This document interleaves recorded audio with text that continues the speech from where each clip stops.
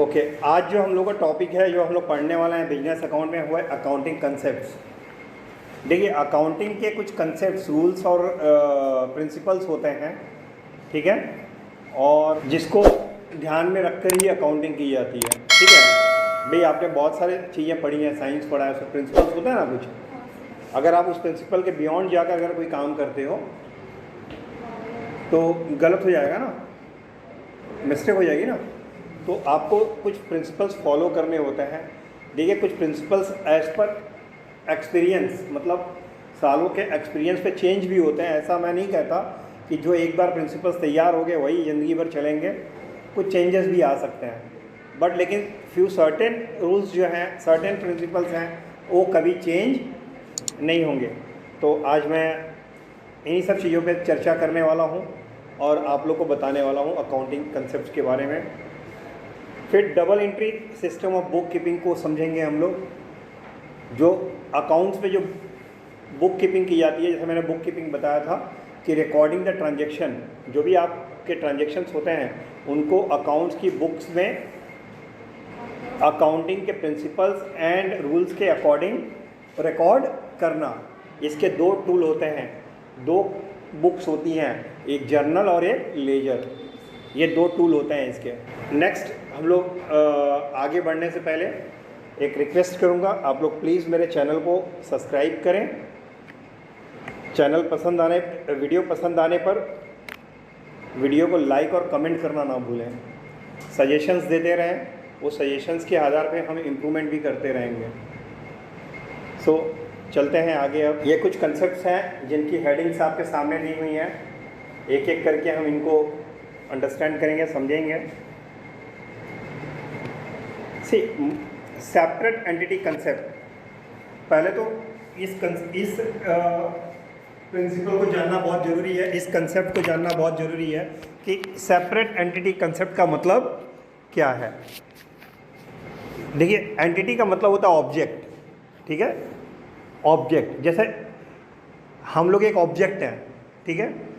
तो किसी भी, मतलब जैसे कोई बिजनेस है तो बिजनेस भी एक ऑब्जेक्ट है। क्या है? ऑब्जेक्ट। तो बिजनेस और बिजनेस के ओनर, ये दो अलग अलग ऑब्जेक्ट हैं, ठीक है। जैसे बिजनेस जो है, बिजनेस की अकाउंट्स की बुक में बिजनेस का ही अकाउंट मेंटेन होगा। बिजनेस से रिलेटेड ट्रांजैक्शन, जो भी बिजनेस में ट्रांजैक्शन होंगे उसी को रिकॉर्ड किए जाएंगे, ठीक है। ओनर, जो ओनर है, ओनर भी अपने अकाउंट को सेपरेट मेंटेन करेगा उस अपने बिजनेस की बुक में। सपोज जैसे कि मान लिया कि आपका एक कोई बिजनेस है, मान लो, ठीक है। तो उस बिजनेस में जितने भी ट्रांजैक्शंस होते हैं वो तो रिकॉर्ड करता है अकाउंटेंट आपका, लेकिन अब आपके घर में भी तो बहुत सारे खर्चे होते हैं। जैसे आप बच्चे की स्कूल की फ़ीस जमा कर रहे हो, दूध वाले को पेमेंट कर रहे हो, ठीक है, सब्जी वाले को पेमेंट कर रहे हो। तो अब ये सब बिजनेस से रिलेटेड ट्रांजैक्शन नहीं है ना, ये तो आपका पर्सनल है। तो आप पर्सनल ट्रांजैक्शंस को अलग से रिकॉर्ड करोगे, ठीक है, और बिजनेस का ट्रांजैक्शन अलग रिकॉर्ड होगा। क्लियर? तो जो ओनर होता है और बिजनेस, ये दोनों सेपरेट, एक अलग अलग एंटिटी होते हैं, ठीक है। तो सेपरेट एंटिटी कंसेप्ट यही कहता है कि business is considered as a separate and distinct from the owner of the enterprises. The business enterprises and its owners are two separate independent entities. जो बिजनेस का मालिक है और बिजनेस है, ये दोनों इंडिपेंडेंट, मतलब स्वतंत्र, अलग अलग स्वतंत्र ऑब्जेक्ट हैं, ठीक है। Thus the business and the personal transaction of its owner are separate. इसी वजह से जो ओनर के पर्सनल ट्रांजैक्शन होंगे, पर्सनल लेन देन, वो अलग लिखे जाएंगे, और जो बिजनेस का ट्रांजैक्शन है वो बिजनेस की अकाउंट बुक में अलग लिखा जाएगा। When owner invest the money into the business, एक एग्जांपल है, जब ओनर किसी अपने बिजनेस में पैसा इन्वेस्ट करेगा तो it is recorded as a liability of business of the owner. तो ये बिजनेस की लाइबिलिटी होगी। बिजनेस में कैसे लिखा जाएगा? लाइबिलिटी के रूप में लिखा जाएगा कि ओनर को ये पैसा रिटर्न करना है कमाकर। भाई मालिक ने पैसा लगाया तो बिजनेस उस पैसे को कैसे ट्रीट करेगा? बिजनेस मान के चलेगा वो पैसा मेरी लाइबिलिटी है, मुझे मालिक को लौटानी है। क्लियर। इसी तरह ओनर जो है अगर अपने पर्सनल घर के यूज के लिए बिजनेस से पैसा या माल निकालेगा, ठीक है, तो बिजनेस में उसको भी अलग से लिखा जाएगा, ठीक है। देखो लिखा भी है, similarly if the owner take away the cash और goods from the business for personal use it is treated as drawing and not a business expense. यह बिजनेस का खर्चा नहीं माना जाएगा। सोचो अगर बिजनेस का मालिक और बिजनेस ये दोनों को अलग अलग ना मान के अगर अकाउंटिंग करी जाए, तब तो मालिक जब मन करेगा उसमें पैसा निकालेगा, अपना पर्सनल खर्चा कर देगा, तो कभी बिजनेस का कभी भला होगा ऐसे में? नहीं ना। बिजनेस लॉस में तो भाई बिजनेस में वो चीज़ लिखी जाएगी, अगर पैसा इन्वेस्ट हो रहा है तो ये लायबिलिटी होगी बिजनेस की। इसी तरह बिजनेस से मालिक पर्सनल यूज़ के लिए निकाल रहा है तो ये बिजनेस के लिए ड्राइंग होगा। क्या होगा? ड्राइंग। Materiality concept. मटेरियलिटी मतलब क्या होता है? मटेरियल मतलब कोई भी वस्तु मटेरियल है। यहाँ जो टेबल कुर्सी ये सब रखिए मटेरियल है, ठीक है। तो मटेरियलिटी कंसेप्ट क्या कहता है कि आपको बिजनेस में, जैसे मान लो कि हम बहुत सारी चीज़ें, जैसे मैंने एसेट के बारे में बताया है, ठीक है। एसेट तो बहुत ड्यूरेबल होता है ना, बहुत सालों तक चलते हैं। हाँ, अब मैंने बोला जिनको छू सकते हो, देख सकते हो, वो एसेट है। मशीन लाता हूँ 10 लाख की खरीद कर, तो ये मेरा एसेट है, ये मेरा एसेट है। तो ये कंसेप्ट यही कहता है कि an item is only recorded when it considered to be useful to the user. उस आइटम को तभी रिकॉर्ड किया जाएगा जब उस यूजर के लिए वो इम्पॉर्टेंट है। Insignificant transaction are not recorded as it will create more problem than solution. Insignificant मतलब जिसका बहुत ज़्यादा मतलब वजूद नहीं है, जिसका बहुत ज़्यादा अहमियत नहीं है, तो ऐसी चीज़ों को आप मत रिकॉर्ड करिए यार। आप एक कलम लेके आ रहे हो, कलम को भी छू सकते हो, देख सकते हो, एसेट है कि नहीं है? है ना। लेकिन एसेट नहीं मानेंगे बच्चे। 3 रुपए की लिखो फीको को अपनी संपत्ति मान लोगे, बर्बाद हो जाओगे। अगर खो जाएगी तो सड़क पे आ जाओगे कटोरा लेकर, नहीं ना। 3 रुपए की पेन अगर खो जाएगी या 10 रुपए की पेन खो जाएगी तो सड़क पे तो नहीं आ जाओगे। तो इसकी प्राइस इतनी इनसिग्निफिकेंट है, मतलब बहुत ही इंपॉर्टेंट नहीं रखती हो, ठीक है। तो हम इसको एसेट में रिकॉर्ड नहीं करेंगे, हम इसको किस में दिखाएंगे? खर्चे में। इसका जो डिसीजन लिया जाता है, materiality and relevance of an item, किसी भी मटेरियल या आइटम का मतलब जैसे महत्व, ये डिपेंड करता है पर्सनल जजमेंट पे, आपकी सोच पर और आपके कॉमन सेंस पर कि हम इसको संपत्ति में नापें या खर्चे में नापें। बात समझ में आ रहा है? अब जैसे लिखा है calculator worth ₹300 will not be recorded as an asset rather than will be charged as an expense even though the benefit is constant in nature. भले इसका जो बेनिफिट है मतलब स्थिर है, स्थिर नेचर का है, लेकिन फिर भी हम इसको एक्सपेंस मानेंगे because materiality also depends on the size and nature of item, कि उसकी उस मटेरियल की साइज़ क्या है, उसकी अहमियत क्या है। अब एक मशीन 10 लाख की और 10-15 साल चलेगी तो उसको हम एसेट मानेंगे। एक कैलकुलेटर का क्या है यार, कोई है? साल भर की वारंटी होती है, हो सकता है 2 साल चल जाए, 3 साल चल जाए, हो सकता है चोरी भी हो जाए, तो बहुत बड़ा नुकसान तो नहीं होगा ना। लेकिन 10 लाख की मशीन चोरी हो जाएगी तो समझ में आया? मैं तो समझ में आ रहा है मैं क्या कहना चाह रहा हूँ।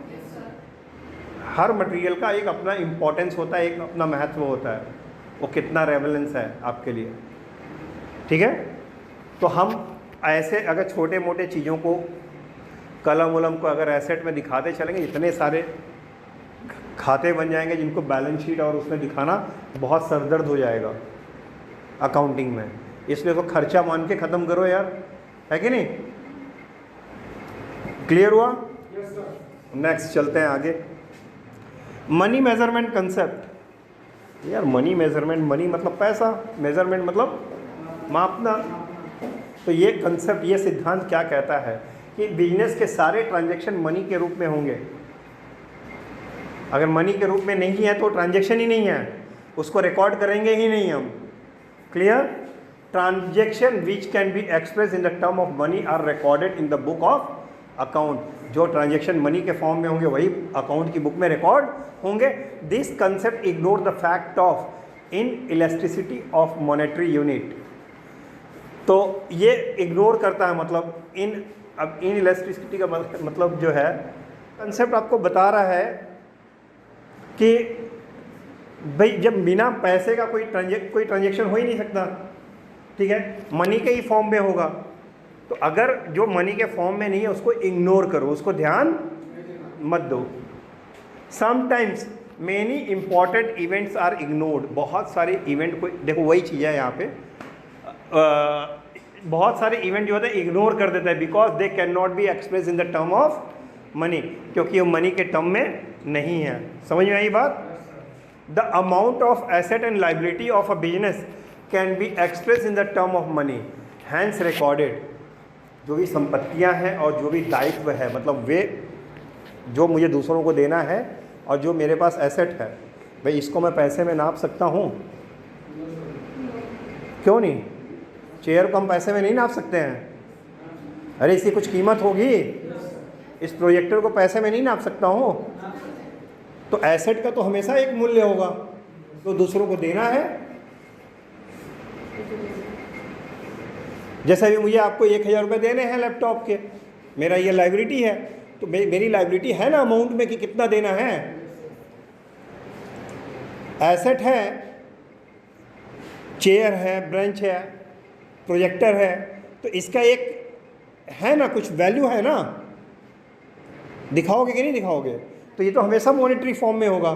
तो यही कह रहा है कि अगर अमाउंट ऑफ एसेट, जो भी पैसा एसेट और लाइबिलिटी का है बिजनेस में, वो एक्सप्रेस होता है हमेशा टर्म ऑफ मनी में, इसीलिए इसको रिकॉर्ड, अतः इसे रिकॉर्ड किया जाता है। Clear? But the reputation of business, अब बिजनेस का रेपुटेशन यानी गुडविल, क्या उसको आप मनी में माप सकते हो? Loyalty and sincerity of employee, जो तुम्हारे यहाँ काम करने वाले कर्मचारी हैं वो बहुत ही ईमानदार, ऑनेस्ट और लॉयल हैं, आज्ञाकारी हैं, क्या उस चीज़ को आप पैसे में नाप सकते हो? हाँ, नहीं ना। लेकिन ये सब हमारे बिजनेस के लिए ज़रूरी है कि नहीं है? बिजनेस के लिए गुडविल ज़रूरी है कि नहीं है? लॉयल एम्प्लॉई ज़रूरी है कि नहीं है? ऑनेस्ट एम्प्लॉई ज़रूरी है कि नहीं है? लेकिन क्या आप इनको पैसों में माप सकते हो? तो है तो important, but can not be recorded, इसको रिकॉर्ड नहीं किया जा सकता इन टर्म ऑफ मनी में। तो बहुत सारी चीज़ें ऐसे बिजनेस में होती हैं जो आप के लिए बहुत ज़रूरी है, आपके बिजनेस के लिए तो बहुत आवश्यक है, लेकिन आप उसको रिकॉर्ड नहीं कर सकते। ठीक है? तो मनी मेजरमेंट कंसेप्ट यही कहता है कि जो मॉनेटरी मतलब मनी के फॉर्म में है वही ट्रांजैक्शन रिकॉर्ड होंगे। ठीक है? बाकी जो विदाउट मनी है, मतलब जिसको आप मनी में मेज़र नहीं कर सकते हैं, उसको रिकॉर्ड नहीं करेंगे। क्लियर? गोइंग कंसर्न कंसेप्ट, इसको पूरा भी वो ऐसे भी बोलते हैं ऑन गोइंग कंसर्न कंसेप्ट। अच्छा ये बताओ मुझे आप लोग, क्या कोई बिजनेस स्टार्ट करता है तो ये सोच के करता है कि मैं साल 2 साल में बंद कर दूंगा? नहीं ना, ये तो कभी किसी के माइंड में नहीं रहता। वो तो कंटिन्यूटी मतलब चलते रहनी चाहिए।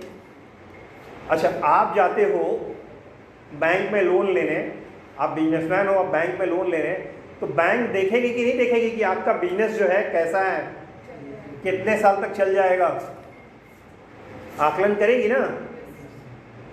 अगर आप कोई लोन अप्लाई कर रहे हो जिसको आप 30 साल में चुकाना चाहते हो, तो बैंक को भी तो ये आश्वस्त होना पड़ेगा कि 30 साल तक आपका बिजनेस चलेगा कि नहीं चलेगा। हाँ, लेकिन बिजनेस जब आप चलाते हो तो हर साल उसका जो बैलेंस शीट बनता है, तो जब लोन लेने जाते हो ना बैंक में, तो बैंक आपसे बैलेंस शीट मांगती है। फिर बैंक उस बैलेंस शीट को देखकर जज करती है, वो उनके एक्सपर्ट्स होते हैं, ठीक है, जो उसको चेक करते हैं बैलेंस शीट को, और ये डिसाइड करते हैं कि हाँ भाई इसका ये बिजनेस ठीक है, ये इतने साल तक चल सकता है, 20 साल तक, चलो इसको 20 साल के लिए लोन दे सकते हैं। अब वो लोन आप 20 साल में जमा करने वाले हो, ठीक है, लेकिन आपको लोन सैंक्शन हुआ, लोन मिला आपको, क्योंकि आपके बिजनेस को जब उन्होंने चेकआउट किया तो उनको पता चला नहीं ये चल सकता है। लेकिन क्या ये कोई ज़रूरी है कि चलेगा ही? बट लेकिन कुछ जो हम अकाउंट्स मेंटेन करते हैं वो ये चीज़ बताती है कि आपकी बिजनेस का क्या ग्रोथ है, क्या चल रहा है, कैसे, ठीक है। तो अब जैसे मान लो कि अगर पहले से डिसाइड होता, अब एक मशीन है जिसकी कीमत है 20 लाख रुपए, एक प्लांट और मशीन है जिसकी कीमत है 20 लाख रुपए, जो 10 साल तक चलेगी आपके बिजनेस में। 10 साल तक आप उससे पैसे कमा, अगर आपके मन में ये होता कि 2 ही साल में बिजनेस खोल के बंद कर देना है, तो क्या आप इतना बड़ा मशीन खरीदते हैं? नहीं ना। तो ऑन गोइंग कंसेप्ट यही कहता है। तो अब उसको कैसे रिकॉर्ड करोगे आप उस मशीन को? अब वो 20 लाख का मशीन जो है, क्या एक ही महीने का खर्चा है वो, या एक ही साल का खर्चा है? उस मशीन से तो आप 10 साल तक प्रोडक्शन करेंगे और उससे पैसा रेवेन्यू जनरेट करेंगे, अर्न करेंगे, है कि नहीं? तो वो मशीन आपके किसी एक साल का खर्च नहीं है, वो मशीन पूरे 10 साल तक खर्च होगा उसका, ठीक है।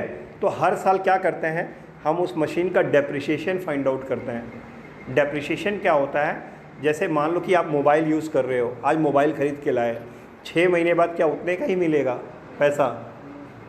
उतना नहीं ना, उसे कीमत में, प्राइस में कमी आएगी कि नहीं आएगी? क्यों आ रही है? क्योंकि आप उसको यूज़ कर रहे हो, उस पर स्क्रैचेस हो रहे हैं, ठीक है। तो ऐसे ही मशीनों के बारे में भी लागू होता है। मशीन यूज़ हो रहा है, हाँ, उसमें फ्रिक्शन हो रहा है, घर्षण हो रहा है, मशीन घिस रही है, भाई काम करने का घिसेगी, बहुत सारी चीज़ें हैं, पुरानी हो रही हैं, तो उसकी वजह से उसके दाम में गिरावट हर साल आएगी कि नहीं आएगी? तो हमने 10 साल मान लो उसकी लाइफ है, ठीक है। तो हम क्या करते हैं, हर साल उसका 20% डेप्रिशिएट करते हैं। 20 लाख का 10% कर लो, कितना होगा? 2 लाख, 20,000, 20,000 ना, तो 20,000 कम करते जाओ, ठीक है। या 1 लाख की मशीन है, 10 साल तक चलेगी, तो 10,000 कम करते जाओ, 10 साल बाद उस मशीन की वैल्यू 0 हो जाएगी। लेकिन आप उस 10 लाख की मशीन को इकट्ठे एक फाइनेंशियल ईयर में आप खर्च नहीं दिखाओगे, खर्च, क्योंकि यार एक ही बार में खर्च दिखा दोगे, फिर 10 साल उसे कमाओगे भी, तो भाई आप 10 साल उसका बराबर उपभोग करने वाले हो। अब business firms will continue to carry on it activities for an indefinite period of time. कोई भी बिजनेस जो फर्म होती है जो वो कंटिन्यू करती है अपनी कैरी, मतलब इंडेफिनिट मतलब अनिश्चित काल तक, इंडेफिनिट मतलब अनंत। कोई भी बिजनेस यही सोच के करता है ना, उसको ये तो नहीं पता होता कि मुझे बंद करना है 2-4 साल में। It assumes that the accounting unit is to remain in operation in pursuit of its goals and objective, मतलब ये अपना ऑपरेशंस करता रहेगा जब तक इसका गोल और ये ऑब्जेक्टिव्स पूरा होता रहेगा, ये चलता रहेगा। भाई मुझे पैसे मिल रहे हैं मेरे बिजनेस से, कमा रहा हूँ मैं, चलता रहेगा, उसको बंद क्यों करूँगा? है कि नहीं? This concept does not imply that the business will continue forever. Say the owner of the example देखिए, अगर बिजनेस ओनर जो है बिजनेस का वो डाई हो गया, मर गया या रिटायर हो गया, but the business will continue to run it operations even after the death of the retirement of its owner following this concept. और इसी कंसेप्ट के आधार पर उसका बिजनेस जो है मालिक के मरने के बाद भी रन करता रहेगा, करेगा कि नहीं करेगा, with and for the other stake holder of the business, जो अदर स्टेक होल्डर है बिजनेस के उनके साथ। Actual concept see income is the excess of revenue over expense, मतलब जो इनकम होता है रेवेन्यू में से खर्चों को घटा दिया जाए तो जो बचता है वो क्या होता है, वही इनकम होता है। दिया भी आपके बुक में, क्लियर। तो in any financial period expense and revenues are matched in a realistic way, मतलब किसी भी फाइनेंशियल ईयर में जो भी इनकम हो रही है, फाइनेंशियल ईयर समझते हो क्या होता है, जो वित्तीय वर्ष बोलते हैं, और ये ट्रेंड क्या है हमारे यहाँ, 1 अप्रैल से लेकर 31 मार्च तक 1 साल का होता है।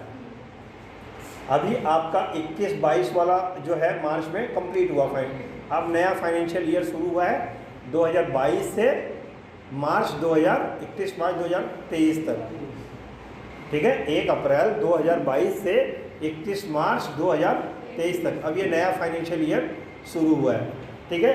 तो एक फाइनेंशियल ईयर में जितने भी इनकम एक्सपेंस होते हैं और रेवेन्यू होते हैं वो मैच होने चाहिए। This concept recognize revenues and expenses as they are earned और इनक्योर्ड, मतलब ये कह रहा है कि यह कंसेप्ट रिकॉग्नाइज करता है, मतलब रेवेन्यू एंड एक्सपेंस जो भी हुए हैं कब हुए हैं, मतलब किस फाइनेंशियल ईयर में, उसको ये रिकॉग्नाइज करता है।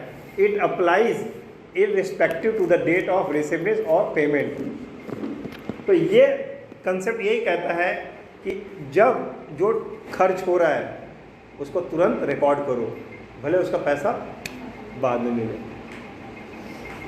अ shopkeeper sell the goods to Rahul and he agree to repay in 30 days। Following the actual concept, the accountant will not wait for the 30 days to recognize the revenue, कि वह income हो, वह पैसा हो मुझे, उसके लिए वह पैसा मेरा आए तब तक वो रिकॉर्ड करने के लिए वेट नहीं करेगा कि वो तुरंत क्या करेगा, he will book the sale on as soon as the goods are given to Rahul. जैसे ही वो माल बेचेगा राहुल को तुरंत अपने अकाउंट के बुक में लिख देगा। समझ में आया एक्चुअल कंसेप्ट? कोई doubt?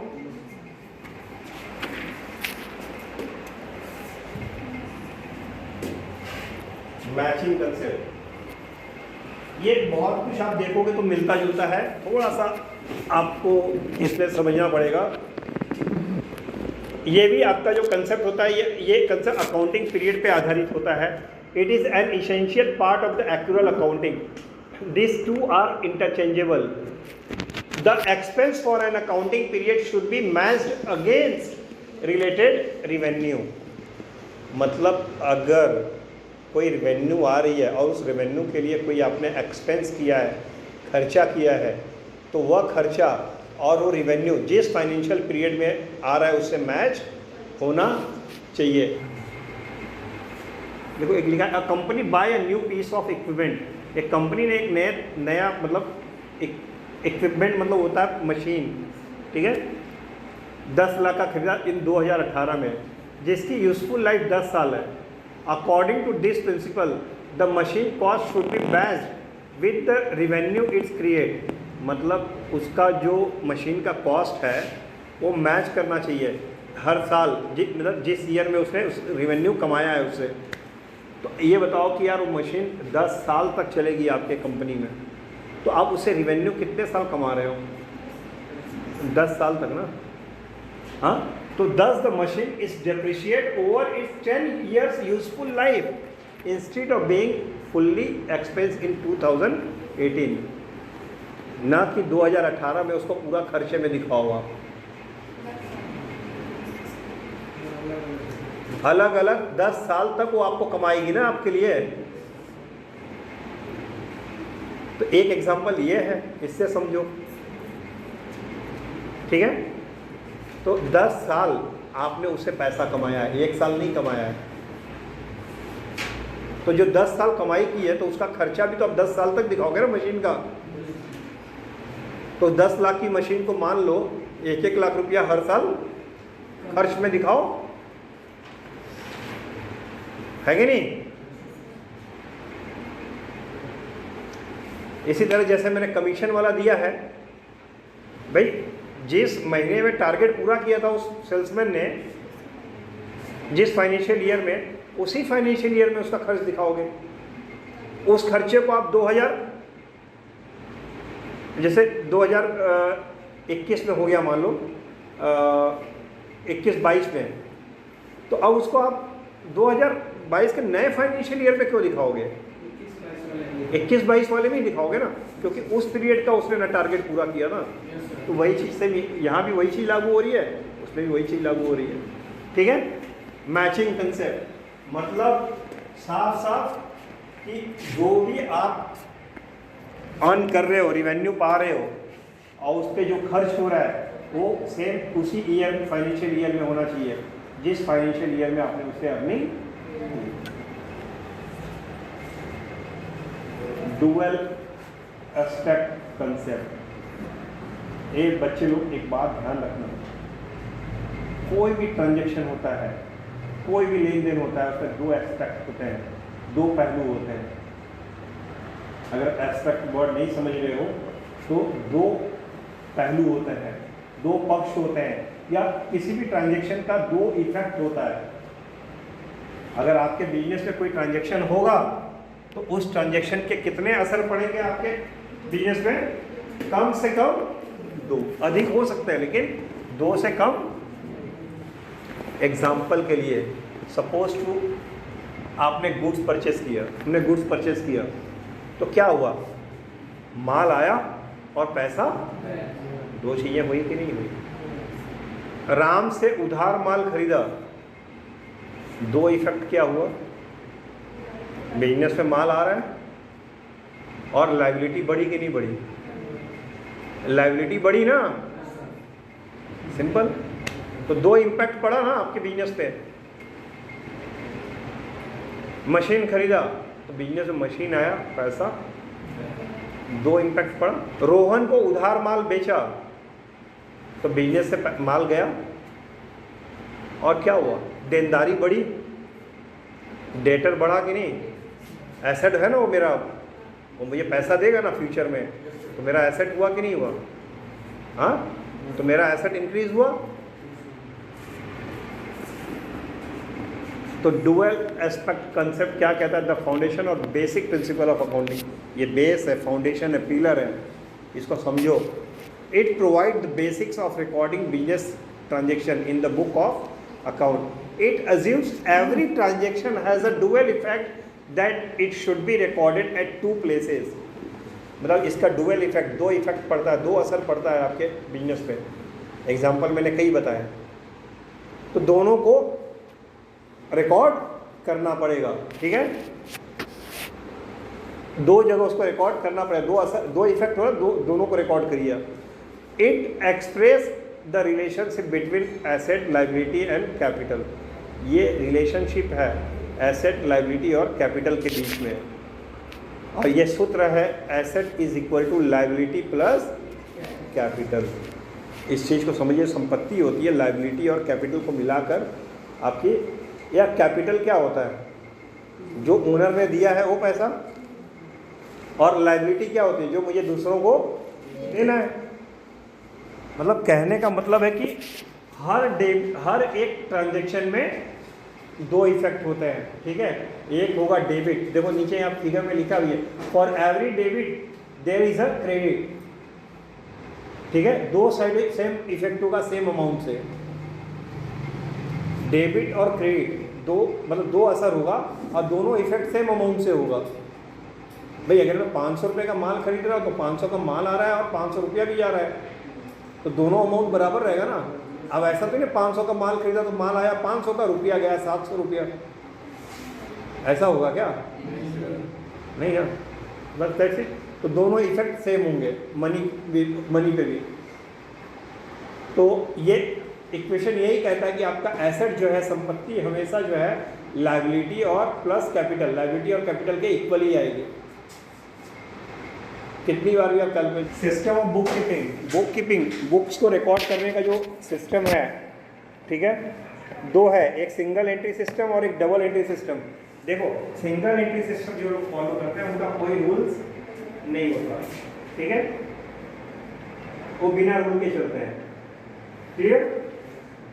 Incomplete recording of transaction, उनका जो ट्रांजेक्शन होता है इनकम्प्लीट होता है।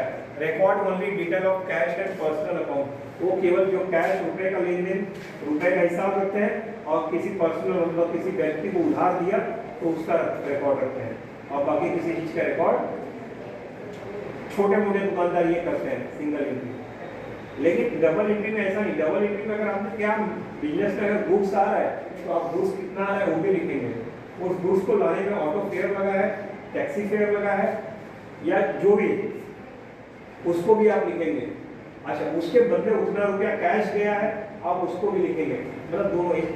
जैसे कि कोई एक चीज को आप लिख के संतुष्ट नहीं होंगे जैसे इसमें बोल रहा है, लेकिन लिखा है dual aspect of every transaction, हर ट्रांजेक्शन का दो इम्पैक्ट होगा। Every business transaction affects two account, हर बिजनेस का ट्रांजेक्शन दो अकाउंट को, मतलब उसमें दो अकाउंट होंगे, ठीक है।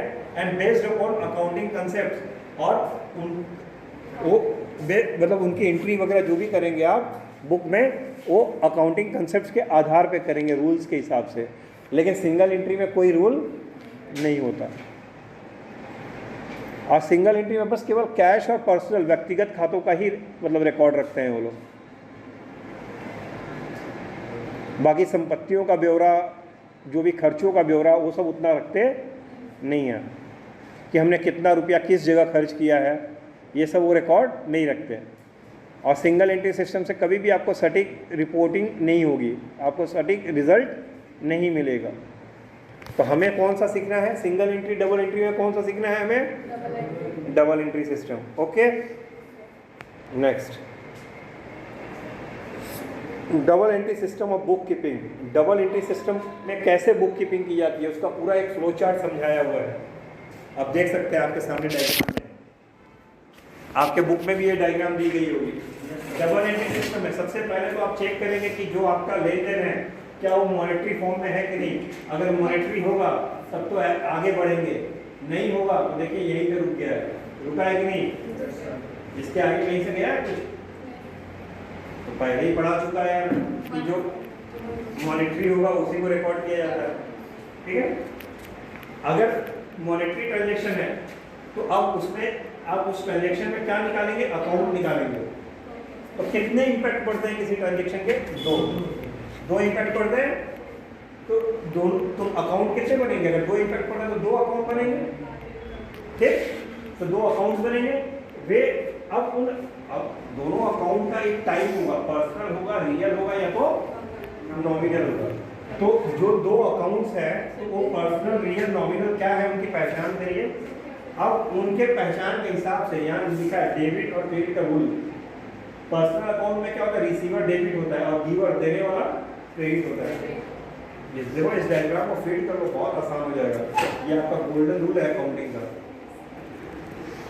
अगर रियल अकाउंट है तो रियल अकाउंट में चेक करो कि अगर वो आ रहा है व्हाट कम्स इन, अगर वो आ रहा है तो डेबिट, व्हाट गोज आउट, अगर वो जा रहा है तो क्रेडिट।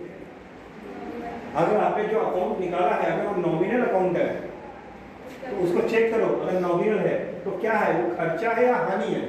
अगर खर्चा या हानि में से कोई एक है तो डेबिट करो, अगर इनकम और गेन है तो क्रेडिट करो। साफ साफ आपको यहाँ पिक्चर क्लियर है कि नहीं। अगर आपने जो खाते बनाए हैं उस ट्रांजेक्शन में, ट्रांजेक्शन में से दो अकाउंट निकाला, अब वो अकाउंट जो है पर्सनल है तो चेक करो यार वो पाने वाला है क्या, रिसीवर है।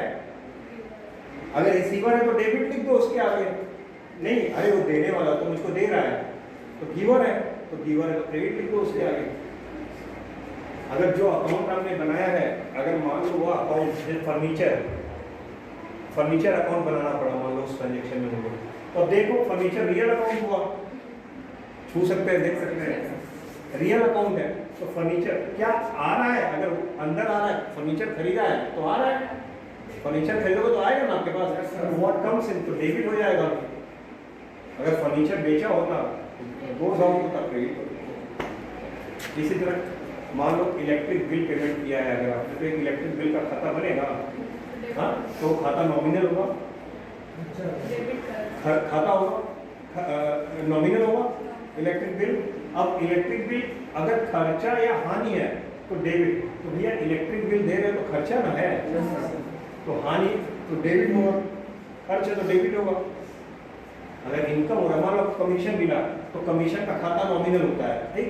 अब कमीशन मिला तो आपको क्या हो रहा है, खर्चा हो रहा है या इनकम हो रहा है? इनकम अगर हो रहा है तो क्या होगा, क्रेडिट। अगर इसको देख के चलो तो डेबिट और क्रेडिट बहुत आसान है कि नहीं? Yes sir.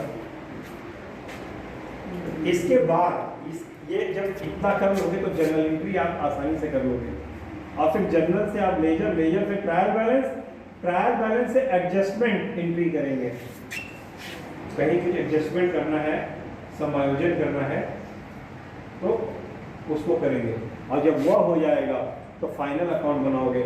फाइनल अकाउंट में सबसे ऊपर बनेगा ट्रेडिंग अकाउंट, तो ये ट्रेडिंग अकाउंट, फिर profit and loss account, trading के बाद प्रॉफिट एंड लॉस अकाउंट, फिर बैलेंस शीट, फिर उसके बाद कैश फ्लो स्टेटमेंट।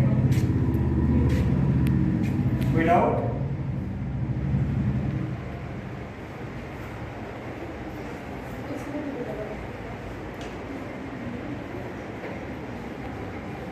ये अगर आप समझ गए ये पिक्चर तो आपको सब कुछ क्लियर है। आज का टॉपिक कंप्लीट हुआ। ओके, अगर वीडियो अच्छी लगी हो तो चैनल को सब्सक्राइब जरूर करें, और वीडियो को लाइक, शेयर और कमेंट जरूर करें। Thank you.